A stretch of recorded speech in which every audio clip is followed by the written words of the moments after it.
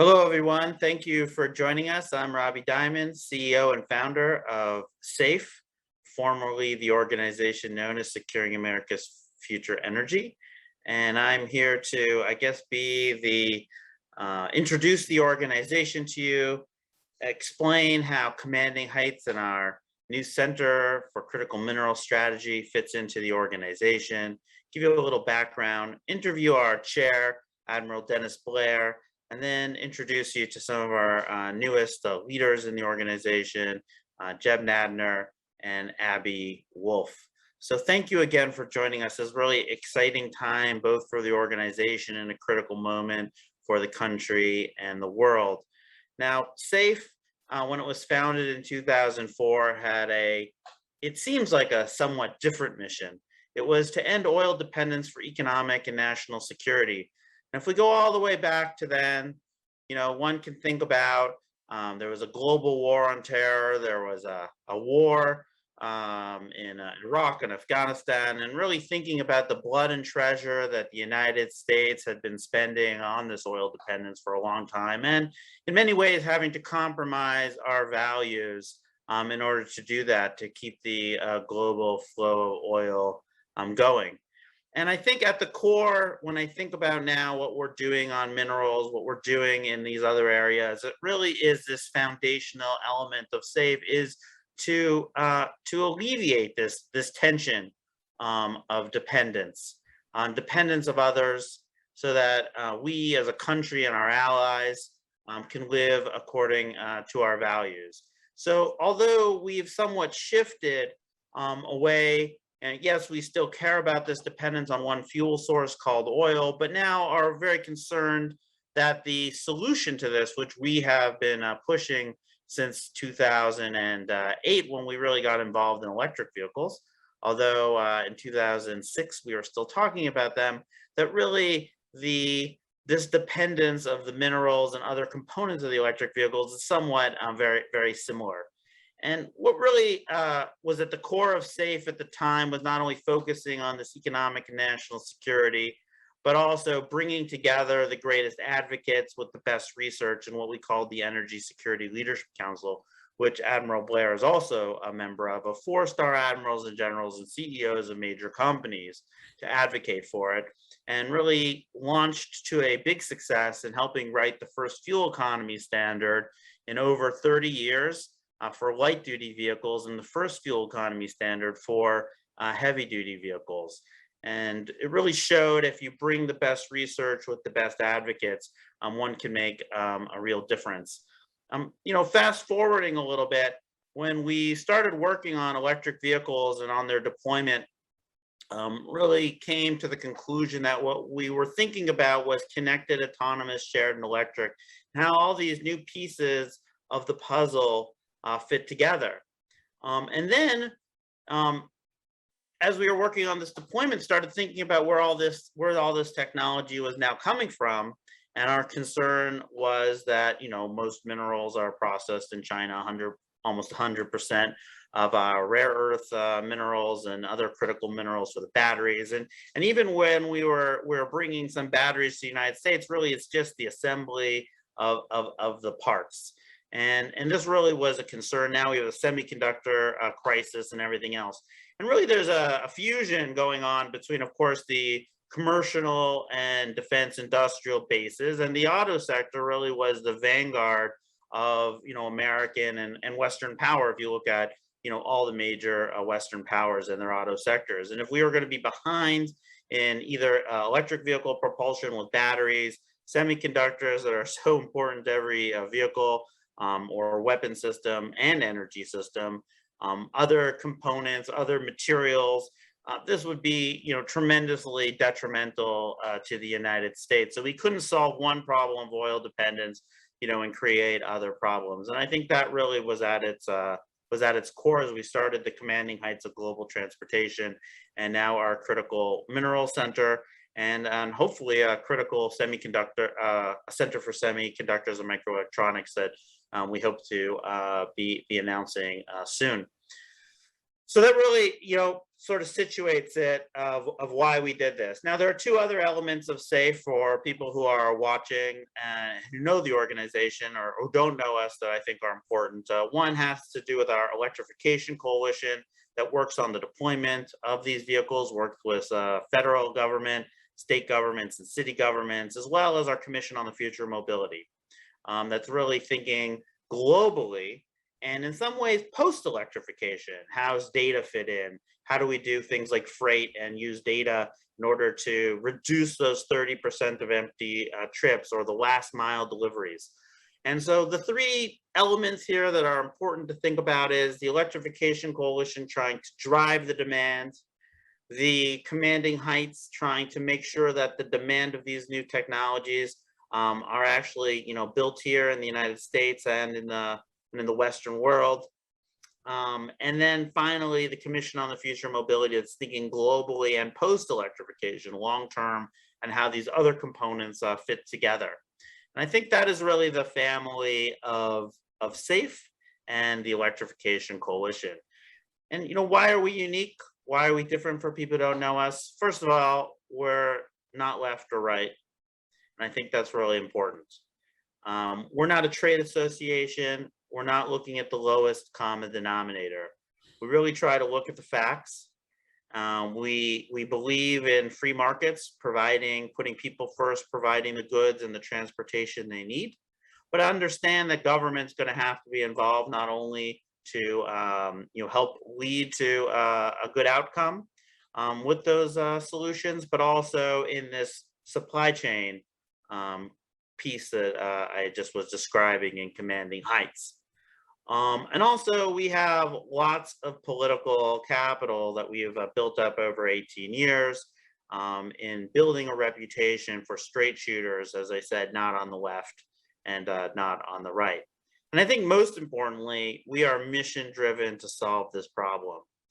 And therefore, we're unafraid in some ways to even say to ourselves, let's put ourselves out of business if we did solve this problem. Of course, it's a massive problem to solve. We should only be so lucky. But I do think at its core, that very notion of being mission driven and trying to get to the solution.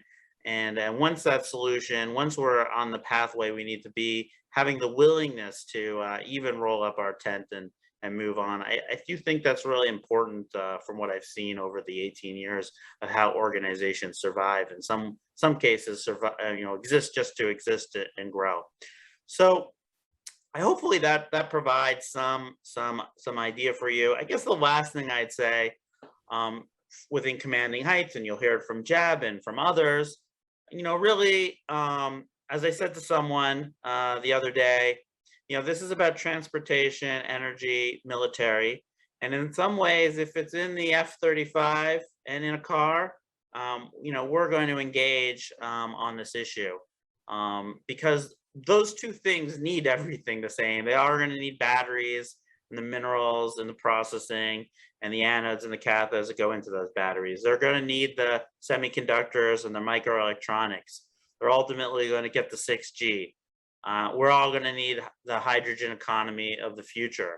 Materials will matter, autonomy and AI, and the robotics and the machine tooling that is just so necessary. And I think people who don't deal in this space don't quite understand how things are really manufactured and why you do need to have basics of those two final pieces of robotics and machine tooling. So we're going to be engaging on these issues, and we hope that people who are listening here who have an interest will either continue to work with us or reach out to us to learn more.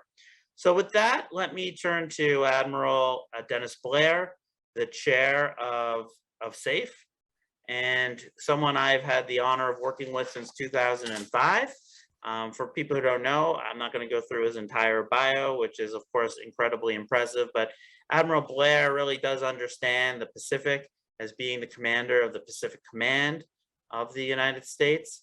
And he also was the National Intelligence Director of the country in the Obama administration. So I think he has a profound understanding of the challenges we face as a country and in the world. So Admiral Blair, thank you for everything you've done for us over these 18 years, and and for being the chair of the organization. It's good to be with you, Robbie, and to talk to some friends of SAFE and hopefully some friends who will get to know us better. Yes, I mean, this is the first time we've done something like this. In some ways, it's like a gigantic billboard.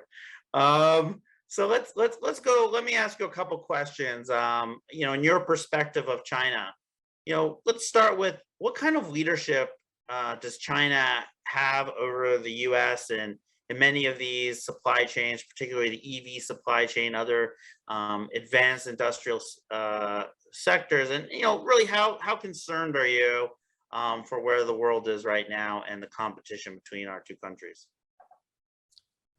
I guess the main concern I have, Robbie, that the Chinese might have the leadership in terms of wanting it more than we do. The United States has incredible strengths in all of these areas that are going to determine the economic future of the world. But in some ways, our tradition of just relying on the markets to do it, and just when we think about regulating the markets, we just think about regulating them in terms of keeping them from doing any harm, rather than ensuring that they, for the national interests of the country at large, makes us slow to take some of the measures that I think we need to take if we are to stay ahead of China in key areas. Now, if we look at electric vehicles and all of the components that make them in particular, China has special motivation. They have the same motivation that the United States has to get off of oil, not only because of the economic volatility of the product, which affects us here in the United States as it does all countries in the world economy, but in addition, the Chinese have what they call the Malacca dilemma, which is that 70% of their oil comes by sea, out the Persian Gulf, across the Indian Ocean, through the Strait of Malacca, and up into their big refineries in China. And that area, of course, is patrolled and owned by the U.S. Navy. So there is a limit on how far China can push in some areas, because we have the finger on their oil jugular. So they want to change for that reason. In addition, they have a tremendous environmental problem, as we all know. Any of us who have been to a big Chinese city when the wind is not blowing or the rain hasn't come there know what just a terrible pollution is put up, and greenhouse gases are a big part of that. And so they're playing the major role in warming the whole planet, and the Chinese want to get that down. So again, electric vehicles make a difference to them from that point of view. And then the third big thing is that the automotive industry is just the biggest manufacturing sector in the world, spread across Europe, spread across North America, spread across Asia. And the Chinese have been trying for decades to break into that industry when internal combustion engines were the primary mover. They went into all sorts of joint ventures with Ford and Chevrolet and Toyota and Mercedes, but they couldn't crack it. They didn't build a good Chinese gasoline car that people want to buy. Seeing that, they decided that they were really going to do something different for electric vehicles. Electric vehicles were pretty much a clean slate, although the United States was a leading country with the leading technology. We had not developed a large market yet. And so the Chinese jumped on that as an area in which they could dominate one of the most important industrial sectors of the world. They not only wanted to dominate the automobile manufacturing industry, but they also were canny enough to see that all of the component parts, the minerals that go into the batteries and the magnets and the semiconductors were spread out around the world, and they wanted to get leverage on that. They wanted to get as much control as they could on that market as well. Production of the extraction of the minerals, production of the equipment and so on.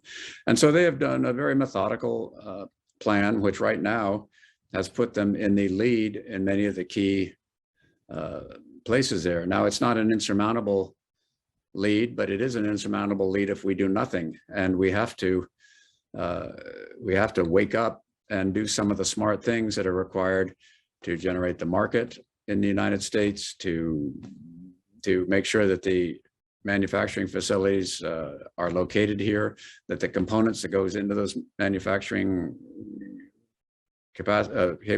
factories come from safer places than China or other parts of the world, much as we worried about where oil came from when we focused on that primarily.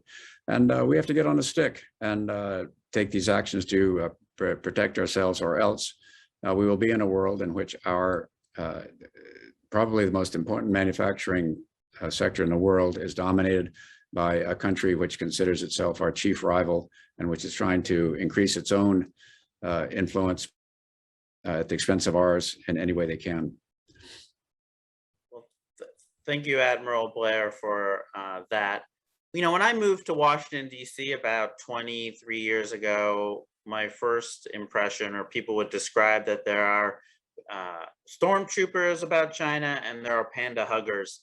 And, you know, you have never struck me, you know, on either side of that, just very realistic about it. And maybe, you know, we all know that Washington and others, you know, we get into a ferment in America about something, you know, everyone's just focused on it right now. It is this sort of only thing, it seems, that bipartisan people can agree on is there's this major competition and we need to wake up and do something. But maybe share some of your views on just how to think about that, I guess, that poll between stormtrooper and panda hugger. Yeah, you know, the Chinese are not 10 feet tall. When they wake up every morning and get out of bed, they don't think, how can we screw the United States? However, they believe that their moment is now, that because of the hard work that they've done over the past 60 years, they have earned a more powerful position in the world. They regard the primary obstacle to attaining that position as the United States, and they are taking a steady, logical approach to asserting that authority and displacing the United States as the dominant country in the world. Now, that doesn't mean that they're going to send the Liberation Army onto the shores of California and Oregon. But what it does mean is they see a world in which China basically calls the tune in the world economy, and no country does anything that will offend China's interests. And they have a very expansive view of their own interests. Just ask the Koreans, ask the Vietnamese, ask the Japanese, ask the Australians, ask the Filipinos how much deference China demands to its interests when they come into conflict with other interests. So China is embarked on this course, widely supported by the Chinese people and executed by a communist party with a lot of authority, which they're very happy to use within the country, and if they get a chance to use it externally.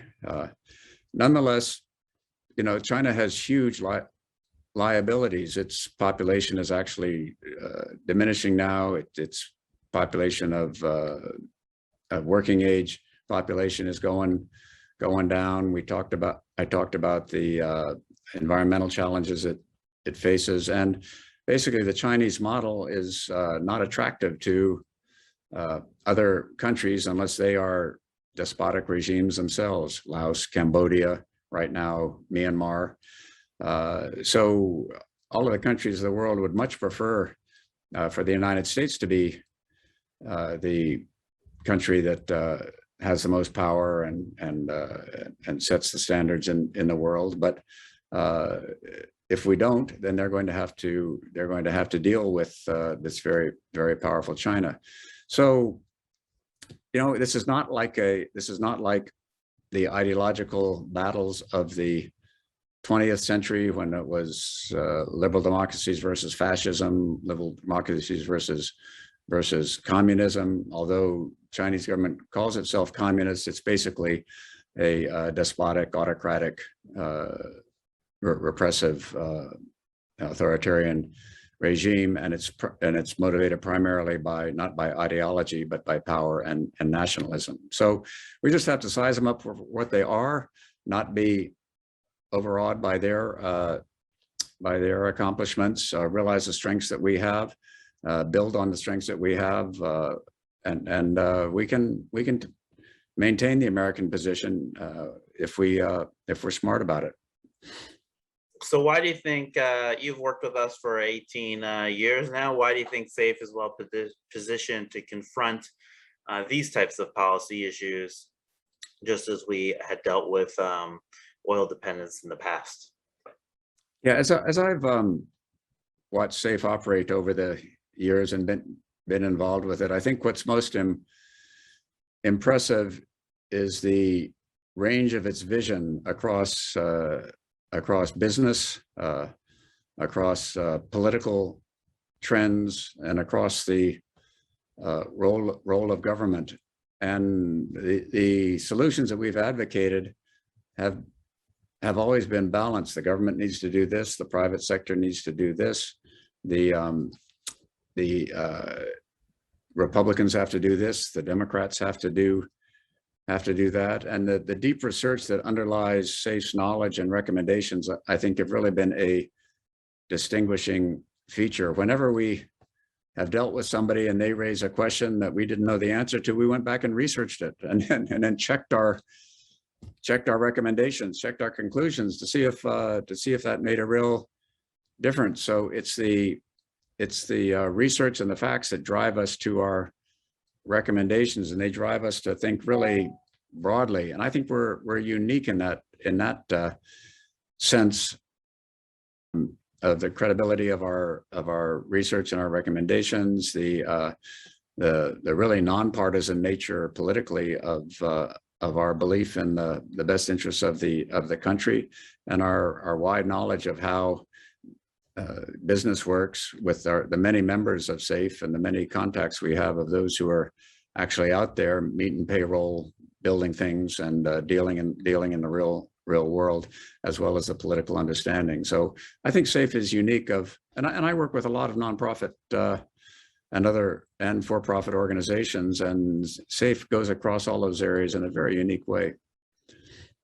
I like that you said that we like to say that there's where Republicans would be and Democrats on the market. I can't get my kids to do it, I think. So it's hard. Well, let me turn our attention now to two of the people who are leading this effort, Admiral Blair, if that's okay. But don't go anywhere in case there are any questions in the end. But I wanted to introduce Jeb Nadner, who is the Executive Director of the Commanding Heights Initiative and the Senior Vice President of Government Affairs, and Abigail Wolf, who is the Director of our new Critical Minerals Strategy Center. And I'm excited to have them both on the team. It's just been such a pleasure learning from each of them and their great array of knowledge. Jeb, once again, has a very distinguished resume that I'm not going to go through the whole thing, but was just recently the Deputy Secretary of Defense in the Industrial Policy Office, and was a leader on the CHIPS Act that we've now all heard about with semiconductors. Also has a pedigree within Lockheed Martin. And so we're really excited to bring his understanding of these supply chains here. And Abigail Wolf, who I'll use my dad joke and call her a rock star, is actually a geologist and earth scientist who understands and really has brought that expertise to the organization. And the people she's brought to the team is just joining us from NASA, where she just looked at the Earth from space. So thank you both for joining our team. Why don't we turn to Jeb and maybe share some vision of what he thinks about commanding heights of global transportation and what he hopes to accomplish with the project. Thank you, Robbie, and thank you, Admiral Blair.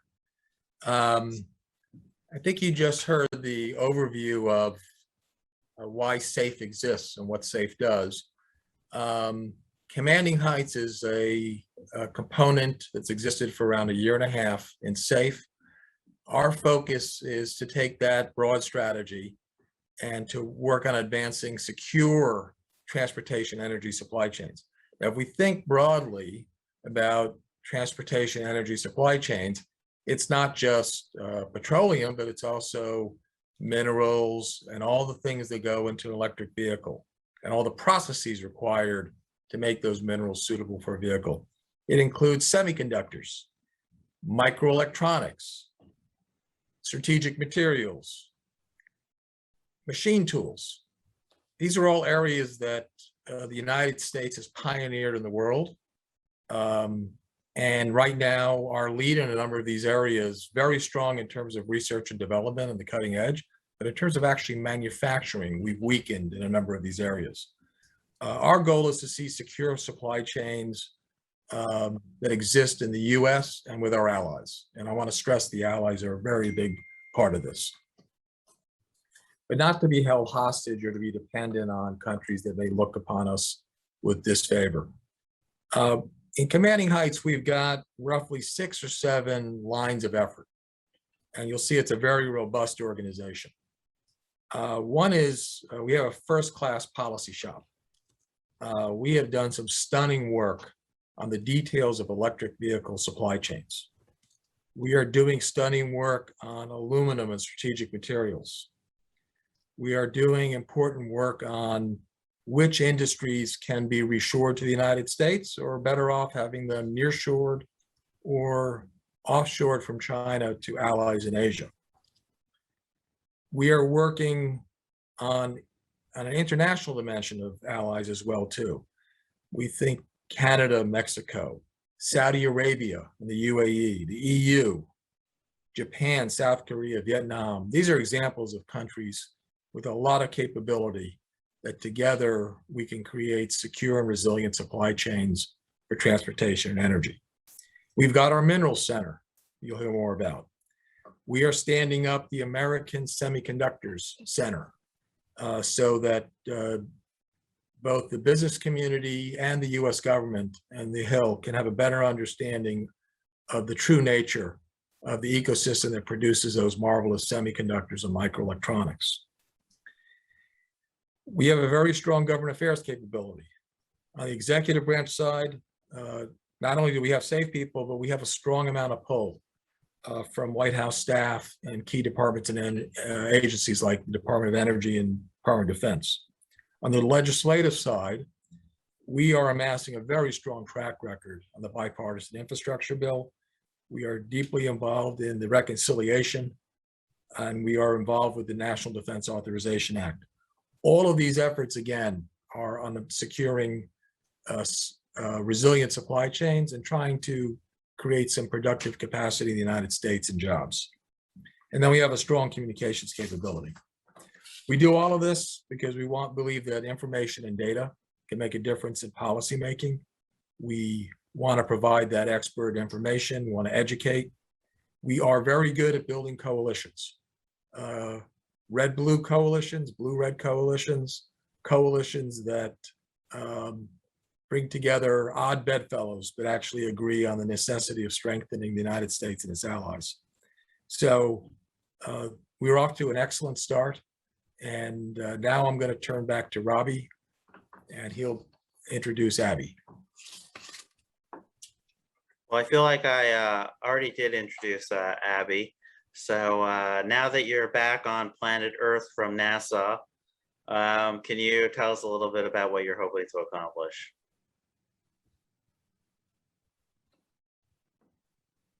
You are muted. I am. Sorry about that. Thank you all for bearing with me as I figured out that technological hurdle. It's very nice to be with you all today and to hear the overarching vision for SAFE, how we're influencing and trying to help secure our national and economic security. And I'm here to tell you a little bit more about how the new Center for Critical Minerals strategy fits within the larger SAFE mission and the larger Commanding Heights of Global Transportation initiative, which Jeb just helped to outline. So to level set everybody a little bit here, as Robbie and Admiral Blair have mentioned, the world is in the midst of this great transition to a more electric, connected, and autonomous future. Because of this, it's causing a lot of shifts in our geopolitical relationships and changing our dependence from one on oil and fossil fuels to one on batteries and critical minerals. So I really see the Minerals Center as underpinning many, if not all, of the efforts that SAFE is trying to enact in the policy sphere, whether it's through our work with manufacturing. You have to manufacture things out of something, and a lot of the time that is mineral and mined materials, whether it's our work through our sister organization, the Electrification Coalition, you need minerals for batteries and electric vehicles, or whether it's through the work through our Commission on the Future of Mobility. So we really are in the midst of this transition. There's this large global race that Admiral Blair was alluding to, and the crux of this issue is really that it is something that the United States is just waking up to. And while the United States imports mineral resources from more than 100 different countries, it's really the concentration of some of these key mineral materials and battery metals in particular that is very alarming to us when it comes to this transition to this 21st century economy. We want to make sure, both for national and economic security reasons, that we have free, safe, and clear access to all of these raw minerals and materials, and also a lot of the processed alloys and goods that make up a lot of those materials in the long run.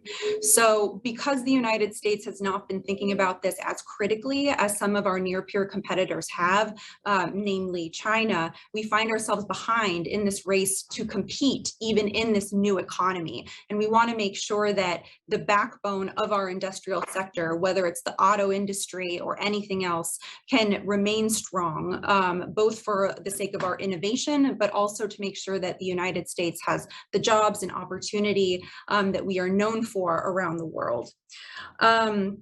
So one of the ways that the center is working is that we're trying to sort of raise the current level of discourse away from some of the tribalism that you see from both sides of the aisle.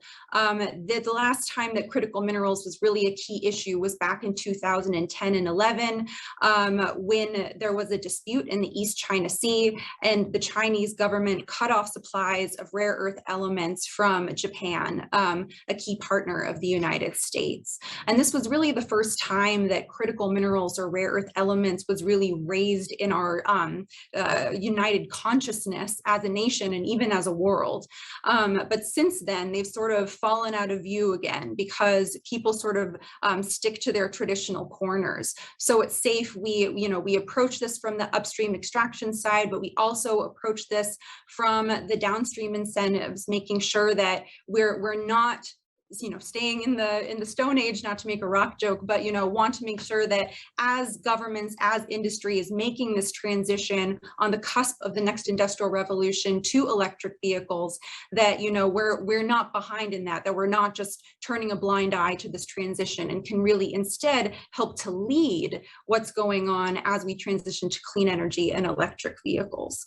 So the Minerals Center in particular brings a very unique voice to this space because we come from this downstream application, transportation, energy, defense perspective. A lot of voices traditionally in this space have been in the upstream extractive sector, or perhaps even in the environmental sector as well. And while both of those voices are very important, we bring a certain unique perspective because of our looking at the entire mineral supply chain, and not just the importance of getting these things out of the ground responsibly and safely, but also making sure that we have the battery component production here. China currently currently creates more than 60% of the world's cathodes, more than 80% of the world's anodes, that really make up the guts of batteries, which are going to be fueling this new future. We want to make sure that the United States has access to the innovation and opportunity that comes with creating those battery component parts, rather than just being the assemblers of the future when it comes to just putting together battery packs. And that's something where you don't see a high level of consciousness on the Hill when it comes to, one, knowing the difference between mining and processing, but two, just really understanding the guts of the battery and what goes into making an electric vehicle, or energy storage for clean energy. So because of that, we've been tapped to provide this sort of larger national economic security and competitiveness message, and to try to change the discourse on the Hill a little bit by testifying before different congressional forums, working with both sides of the aisle on legislation, as Jeb has mentioned, in the infrastructure package, pushing very hard with our government relations team to make sure that there's new policy levers and funding opportunities for battery materials processing, manufacturing, and recycling within the bill, and also looking at abandoned mine lands as a source for reprocessing waste. We see the creation of a new social compact for domestic production as being really key, because at the end of the day, we need to be making sure that when we hit these when the administration comes forth, or when the world comes forth with these really ambitious targets, which we very much support at SAFE, to increase our electric vehicle usage, and to increase solar production in the United States, which the Biden administration just came out with very ambitious goals, that we can make sure that supply is safely and responsibly meeting demand. And right now, the gap between that supply and demand curve is just very large. So at the end of the day, what does responsible extraction and processing look like? How can we make sure that it is done safely and transparently and to high standards? And how do we make sure that a lot of the innovation then that flows from these raw materials can stay in the United States and in North America and among our allies, and is not just solely concentrated within China? And a lot of that has to do with, again, this intellectual property, the IP, and the innovation that flows from these things.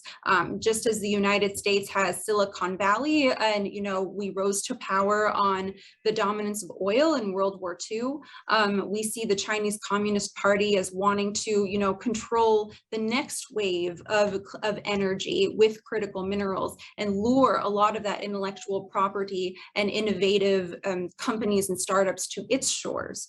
So we're working together with our international allies, with partners. We're trying to serve as a convener, bringing in industry representatives, subject matter experts from academia, and other associations from around the world to think about these issues sort of in a different way. We have convened an advisory committee. We're working with 3 different working groups to try to not just think about these issues deeply, but also to move beyond just being a think tank into more of a do tank, so that we can help to change policies in Washington, D.C., and maybe even bring just a wider awareness to people about what it takes to get, a beautiful rock sample into, your cell phone, or something else that we're using in our everyday lives.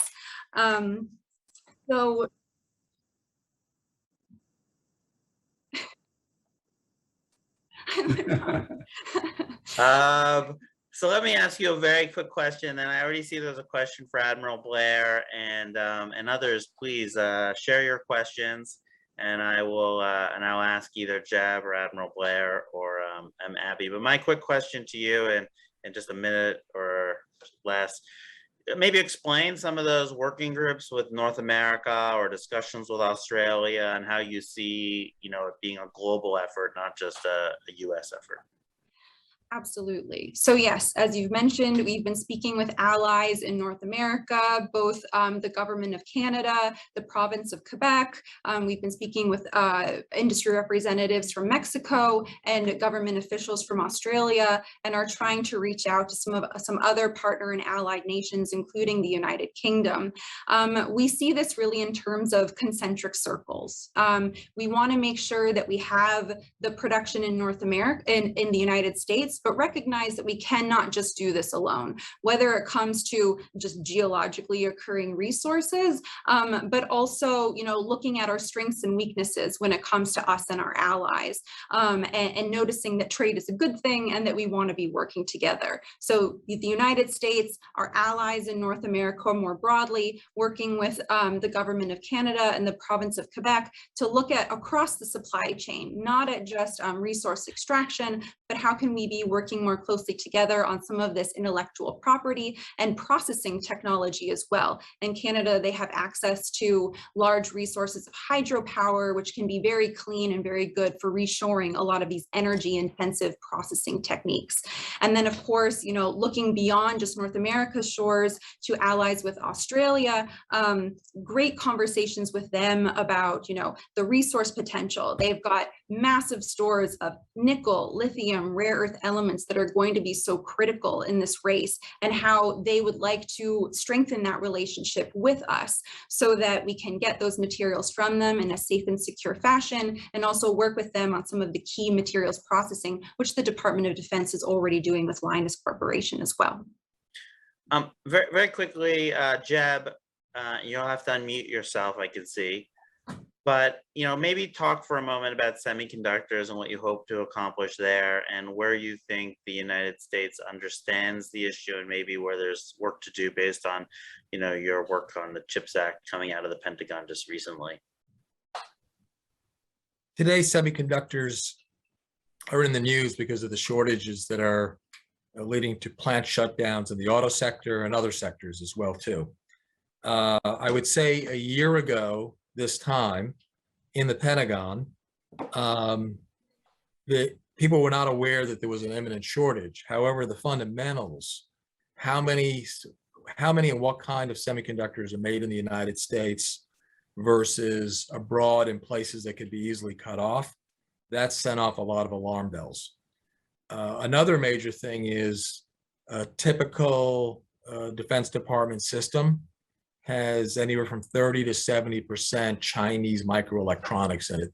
Parts that are bought on the open market, things that we no longer make in the United States because they're considered low grade. However, these parts are very valuable. They can do a lot of things.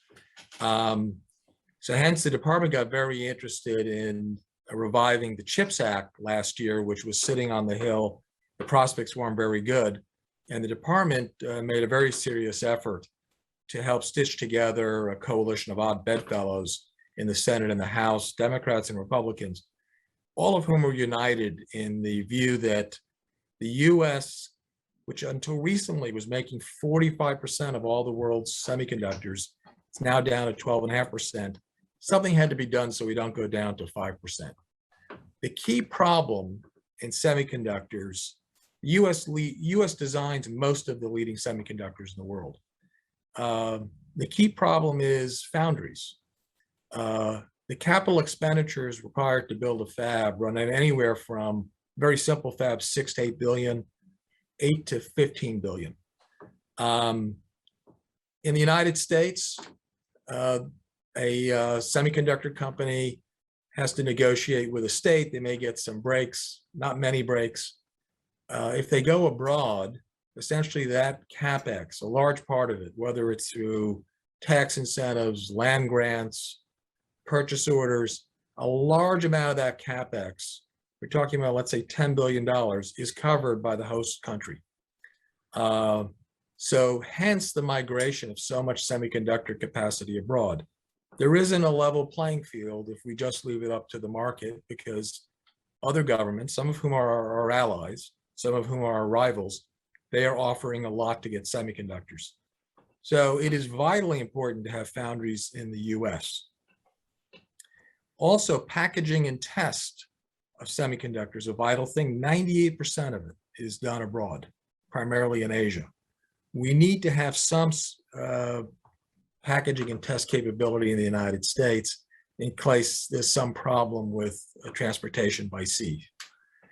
So the CHIPS Act was essentially, when it was passed last December by this very interesting bipartisan coalition, the bill was known as the Cornyn-Warner bill, one Republican, one Democrat. The lead concept there was the United States needs to act.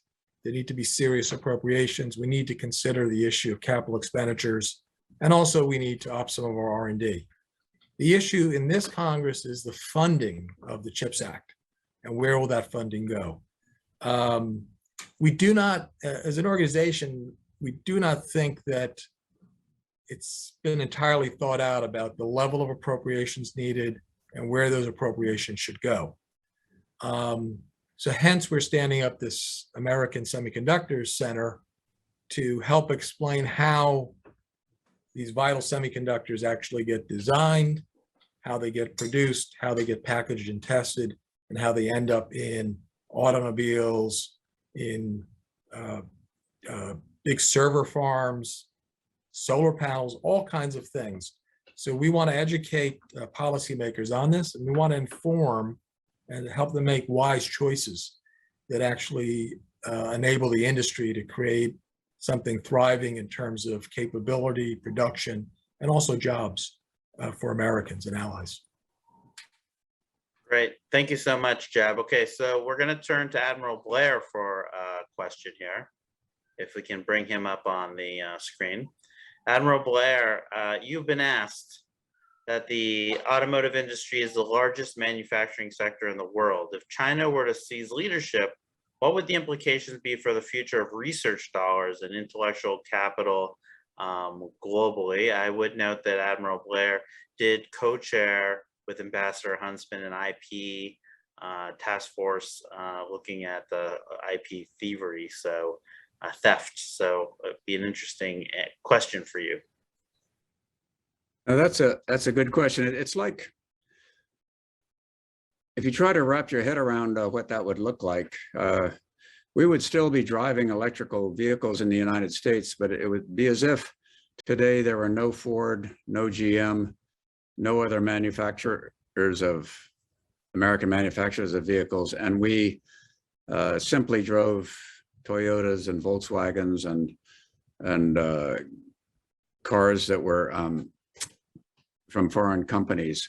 There are countries in the world that are like that. Australia is like that right now. I don't think the UK makes many cars. Almost all of theirs are by foreign companies, maybe a few small ones. And yes, there would be companies in the United States that would be making vehicles, but they would be owned by big Chinese car making corporations or others. And Americans would basically be just assembling kits in factories, and we would not have the research and development expertise. We would not have the management expertise. We would not have the R&D in the industry. We would just be relying on others, and that would give, not only would that be a much less vibrant economic sector, fewer jobs, but we would also not have the resilience that we have needed from the automotive industry everywhere from World War II, when we turned it into making the equipment we needed for the armed forces, to the latest ventilator crisis, when we were able to turn to our automotive industry to get over the shortage of ventilators. We would have a bunch of Americans who knew how to assemble kits in factories owned by other countries, and that would be it. So that would be a disaster for American strength, capability, and that's the sort of world that I think we would head for if we just allow China to go ahead and succeed in its plans, and we don't make any countering moves to protect our own market and all of the things that both Jeb and Abigail were talking about in terms of non-Chinese dominated transportation and energy supply lines. Robbie, if I may add, making things is really important. Yeah. We're all used to going to the supermarket and everything's on the shelves. We're used to Amazon just dropping off the package. It's the final thing. But the making involves numerous stages. And America over the last 4 decades has been falling out of the making business. And the making involves a huge amount of knowledge, trade craft. In the making, you learn things that inform your R&D. It can be flexible. People that make things can shift from one thing to another. Also, I think the data shows that over the last 100 years, manufacturing jobs are the key to growing a middle class. They tend to pay more. And also a lot of people simply they enjoy making things. Not everyone is cut out to do software. So a typical software company doesn't employ that many people. A financial services company doesn't employ that many people. A manufacturing facility that's large, like the one I know very well, Lockheed in Fort Worth, it's huge. You know, we're talking about several football fields full of people making very complicated things. This is the key to middle class life. This is vitally important for the US and its allies. I mean, what's also struck me in reading and learning is how important making things are to the R&D process itself. So, you know, I think people think like, okay, there's a lab and you kind of invent something and then you go make it somewhere else. But the truth is that many of the great inventions in the 1880s all the way to the 1920s, which actually have defined much of the, you know, consumer culture that we live in, those are because people were making things and they thought of better ways to make things, and they've learned. And in many cases, when you look at the battery companies in China, because they're now making those things, they're on the leading edge of the technology and how to, you know, get to the next generation. So I think that's really important, and we don't always distinguish that. We think we have these great national labs, great universities. They're clearly really important, but the making things is also part of the process. Abby, let me ask you a question, which is, you know, how do we have a race to the top as opposed to a race to the bottom, as we need all these minerals and other components? Do you have any thoughts on that? Yes, Robbie. So as we've been mentioning, we have these emerging markets for electric vehicles, for batteries. And what we've typically seen with the market in the past is this race to undercut each other on price. And so when it comes to minerals and mined materials, we see that things that are currently on the market that are less expensive are often created in places that have low regard for the environment or poor records, frankly, when it comes to human rights abuses. So we really see the notion of transparency as being key when developing responsible mineral supply chains. And we see that as a way to make sure that we can win this race for the future and to help incentivize the development of supply chains for these mineral resources within the United States and also among our allies. We see ourselves as already comparably already adhering to high environmental, social, and governance standards. And so we want to work together with our allies to make sure that we are committing to source things from places that adhere to those high standards. And we see transparency as being the way to make sure that you are sourcing those things responsibly, and perhaps using a traceability framework such as blockchain or some other mechanism to also help verify as things go through the supply chain. Great. I have one more question before we end. It's a question that I think we can have Jeb answer and then Admiral Blair. It's that semiconductors need significant government investment and a more muscular industrial policy. Is this an approach the US can, should, and will ultimately take? Why don't we start with Jeb? The word industrial policy. So sorry, the word used was actually industrial strategy. Oh, industrial strategy. So I prefer industrial strategy and industrial incentives to industrial policy. And I think the kind of strategy we adopt should be geared toward incentivizing the market to do things which are in the country's national security interest and economic security interest. So for example, if there's this CapEx differential that I described, we have to think about a process.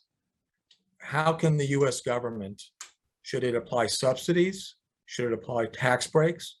I can see a lot of different structures to level the playing field in terms of the cost of a fab. For example, if we wanted to harness the market and not pick winners and losers, we could give a tax break to any company that opens up a real foundry in the United States. They get a 7-year holiday from taxes. Okay, that would be a huge boon. And companies that buy their semiconductors, they don't pay sales tax.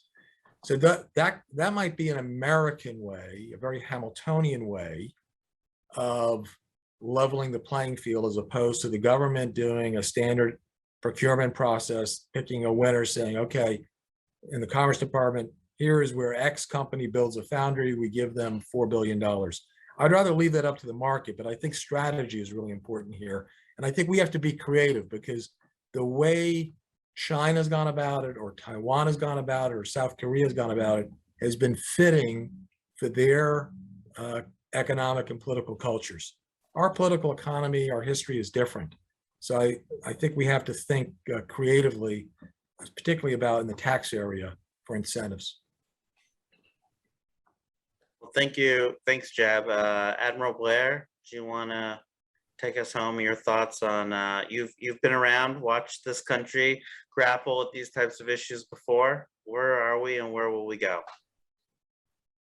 I definitely believe that we need to take an approach that suits our mixture of markets and governments. On the semiconductor industry in particular, China has poured literally tens of billions of dollars into all ranges of the semiconductor industry in attempt to move up their share, and most of it's been wasted. The needle has not moved, with a single exception of the assembly of relatively low tech chips in their factories. So the answer is not to just pour money into all aspects of the semiconductor industry. The key is to do a very smart analysis of what the key components are, understand the reasons that the United States is maintaining its lead in areas like design, and why areas like fabrication of the lower end chips is moving to China, and whether that makes a difference. And then we make adjustments in that area, and we make these decisions, but with close coordination with the companies that actually are in the business and the experts who do it. So it's a much more careful, selective approach, with the overall goals of making sure that the United States has a healthy semiconductor industry, and that we're the leader in the important sections of R&D and design, which is where the whole thing starts. And we can do that if we think of it in those terms, and don't think of it as just let's out Chinese the Chinese. And we find, for example, that because of the work we do at SAFE, that government officials, whether in the Department of Transportation or the White House or other places, come to us and say, how does this system actually work? And what are the things that will help, and what are the things that will hurt? And good collaboration between the government officials who have the authority, although not always the gritty hands-on knowledge of how it works in the industry, and those in industry who do have that knowledge. That's how we're going to be able to create smart policies, spend our money in the right way, and we can handle the Chinese that way. The advantages of our system in terms of the incentives to entrepreneurs, the ability to move quickly from idea to product, are are something you just don't get in a command economy. And we want to preserve those and then just take action, government action in those areas in which market forces are forcing us into behaviors that are ultimately prejudicial to economic and national security. So we just got a late-breaking question. I'll read it. I'll answer in about 30 seconds, I hope. If the person wants more follow-up, please reach out. And I don't want to go too far over. But the question was about autonomous vehicles, both for delivery, robotics, for futures of factories, both in China and the US, could see the labor market stripped. Regarding the shifting labor markets, it's been discussed. How do we address the potential move towards further automation in the supply chain? So, you know, I would say we have done a study about what the AVs could do to the labor market, and really looked at both the jobs that would be destroyed, but also the amount of economic opportunity that could be created. So in any creative destruction, there is a lot of value. I would note two things. One in particular to the United States and the Western world, due to our wages. You know, many people do point out that there's going to be automation in order to increase productivity, to ultimately allow us to employ, you know, more people to build. I mean, if you take the airlines, right? There used to be 3 pilots, now there's only 2 pilots. Yet the amount of pilots has grown overall because we've brought down the price of ultimately of air travel. And I think we'll begin to see some of those things, and especially in some of our countries, like actually automation is quite important.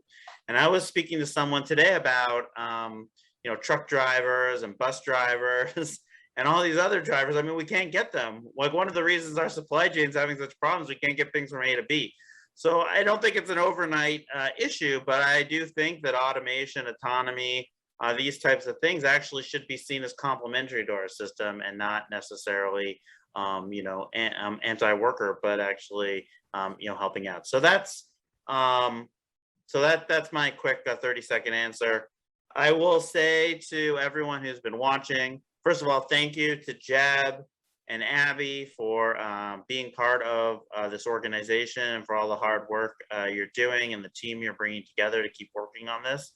So thank you very much. We look forward to introducing other members of your team to in future webinars. Thank you. Continue to thank you to Admiral Blair for, you know, providing such leadership to in the board and to myself. And for your willingness to talk to any representative, even if they don't want to quite listen to you, or sometimes even don't show up and send a junior staffer. You're always game to talk to anyone about the importance here.